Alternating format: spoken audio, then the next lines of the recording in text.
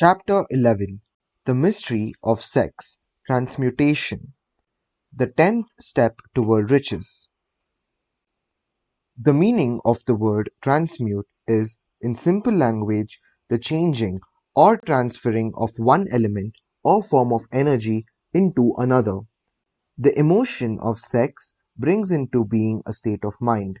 Because of ignorance on the subject, this state of mind is generally associated with the physical, and because of improper influences to which most people have been subjected in acquiring knowledge of sex, things essentially physical have highly biased the mind. The emotion of sex has back of it the possibility of three constructive potentialities. They are the perpetuation of mankind, the maintenance of health as a therapeutic agency, it has no equal, the transformation of mediocrity into genius through transmutation. Sex transmutation is simple and easily explained. It means the switching of the mind from thoughts of physical expression to thoughts of some other nature. Sex desire is the most powerful of human desires. When driven by this desire, men develop keenness of imagination, courage, willpower, persistence, and creative ability unknown to them at other times. So strong and impelling is the desire for sexual contact that men freely run the risk of life and reputation to indulge it.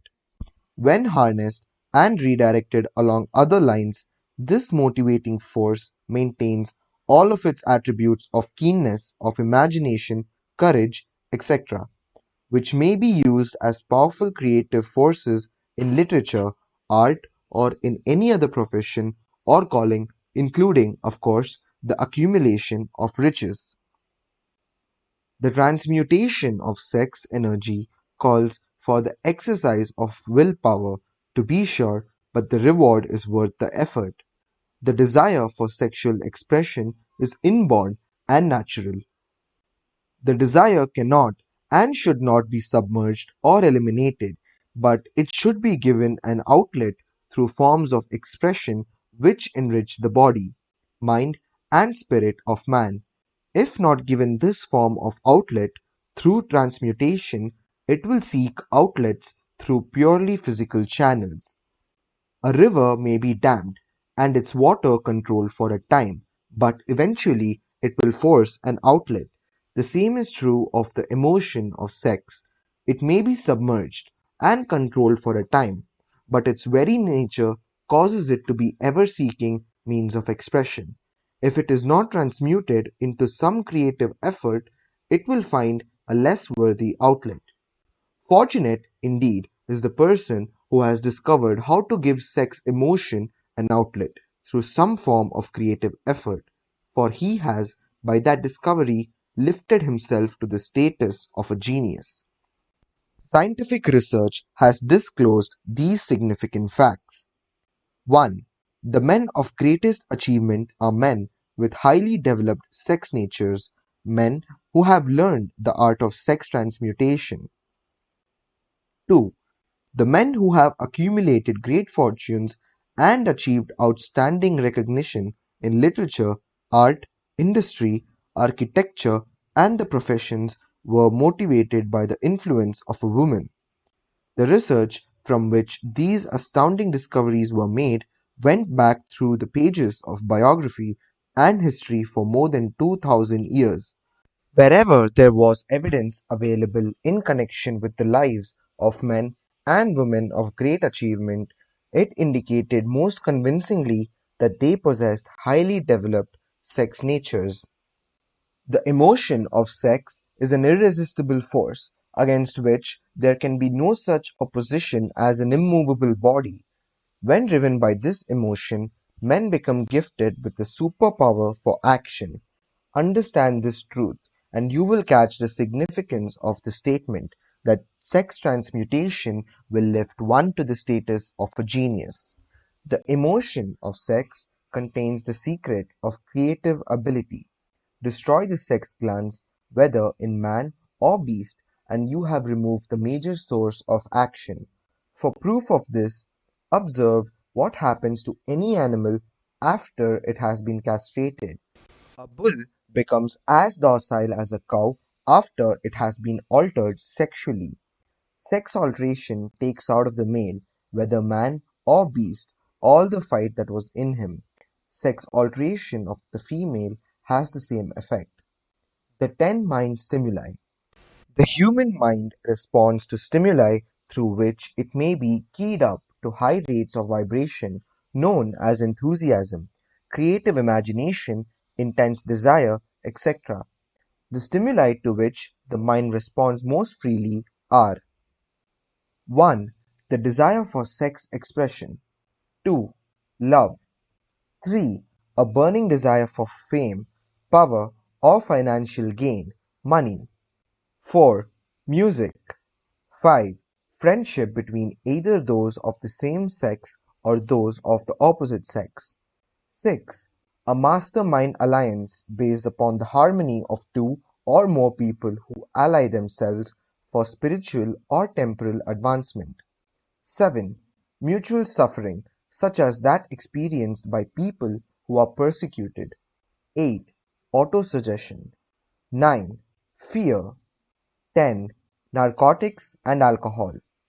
The desire for sex expression comes at the head of the list of stimuli, which most effectively step up the vibrations of the mind and start the wheels of physical action. 8 of these stimuli are natural and constructive, 2 are destructive. The list is here presented for the purpose of enabling you to make a comparative study of the major sources of mind stimulation. From this study, it will be readily seen that the emotion of sex is, by great odds, the most intense and powerful of all mind stimuli. This comparison is necessary as a foundation for proof of the statement that transmutation of sex energy may lift one to the status of a genius. Let us find out what constitutes a genius. Some wiseacre has said that a genius is a man who wears long hair, eats queer food, lives alone, and serves as a target for the joke makers. A better definition of a genius is a man who has discovered how to increase the vibrations of thought to the point where he can freely communicate with sources of knowledge not available through the ordinary rate of vibration of thought. The person who thinks will want to ask some questions concerning this definition of genius. The first question will be: how may one communicate with sources of knowledge which are not available through the ordinary rate of vibration of thought? The next question will be: are there known sources of knowledge which are available only to genii? And if so, what are these sources and exactly how may they be reached? We shall offer proof of the soundness of some of the more important statements made in this book, or at least we shall offer evidence through which you may secure your own proof through experimentation, and in doing so, we shall answer both of these questions. Genius is developed through the sixth sense. The reality of a sixth sense has been fairly well established. This sixth sense is creative imagination. The faculty of creative imagination is one which the majority of people never use during an entire lifetime, and if used at all, it usually happens by mere accident. A relatively small number of people use, with deliberation and purpose aforethought, the faculty of creative imagination. Those who use this faculty voluntarily and with understanding of its functions are genii. The faculty of creative imagination is the direct link between the finite mind of man and infinite intelligence. All so-called revelations referred to in the realm of religion and all discoveries of basic or new principles in the field of invention take place through the faculty of creative imagination. When ideas or concepts flash into one's mind through what is popularly called a hunch, they come from one or more of the following sources. 1. infinite intelligence. 2. One's subconscious mind, wherein is stored every sense impression and thought impulse which ever reached the brain through any of the five senses. 3.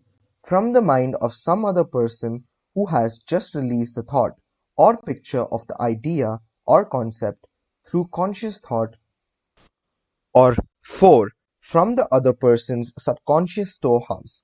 There are no other known sources from which inspired ideas or hunches may be received.